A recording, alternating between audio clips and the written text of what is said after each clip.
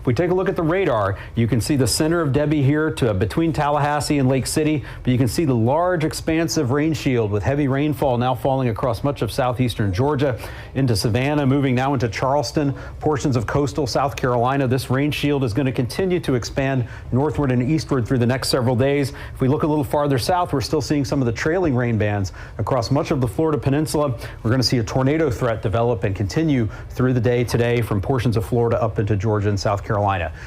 We have a tropical storm, strong tropical storm still, with tropical storm conditions occurring across much of inland portions of northern Florida. We still have a tropical storm warning from the middle of Longboat Key up to Indian Pass, including the Tampa Bay region, and along the east coast from St. Augustine up to South Santee River, South Carolina. So that's where we're going to see those tropical storm conditions continue through the rest of today along the Florida Gulf Coast, and then begin to spread northward along the southeast coast from northeast Florida up into Georgia and South Carolina.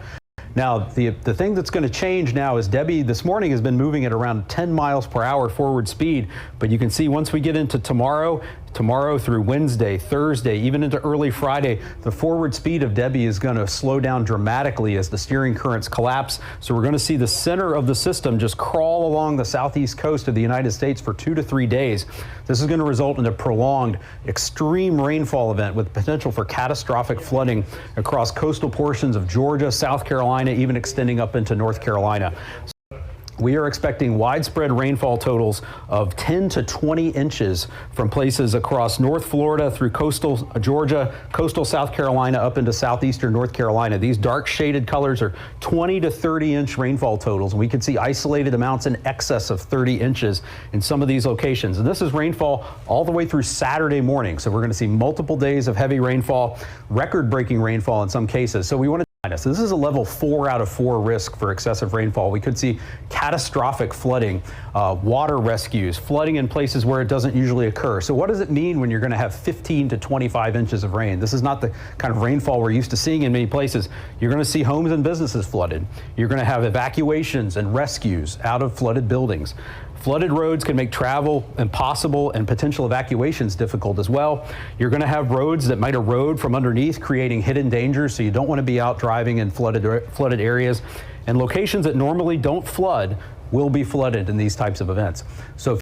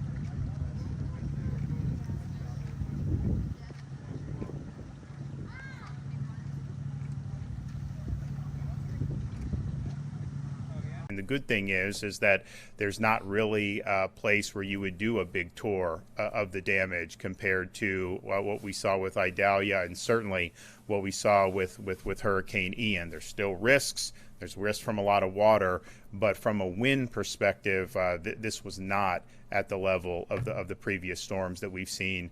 This is not Hurricane Michael. This is not Hurricane Ian, but it is a very saturating, wet storm. And as Kevin said, you know, these riverines, when they get to be a certain level, and when they crest, and the water that's going to come down from Georgia, it's just going to be something we're going to be on alert for, not just throughout today, but for the next week. All right, we'll see you guys tomorrow. Thanks.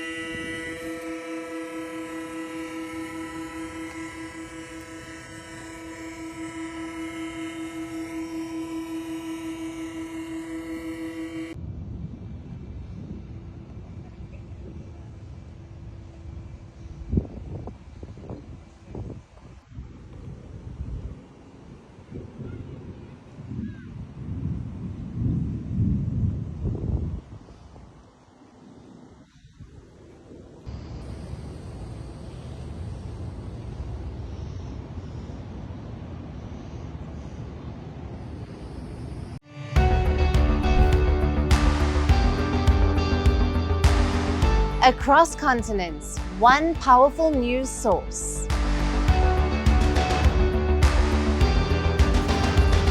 Bringing you diverse perspectives on the issues that matter.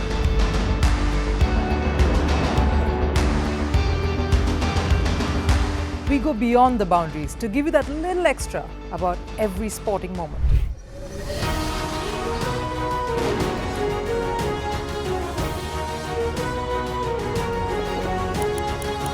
So thank you for making Firstpost 5 million strong. We're counting on your support, and you can trust us to bring you the news unfiltered and unvarnished.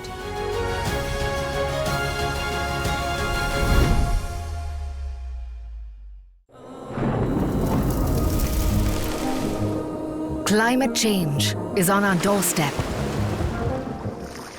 It's time for a revolution to take root. And it starts with 1.4 billion Indians. It starts with one tree for humanity, one tree for Mother Earth, one tree for our future. Project One Tree, a News 18 network initiative.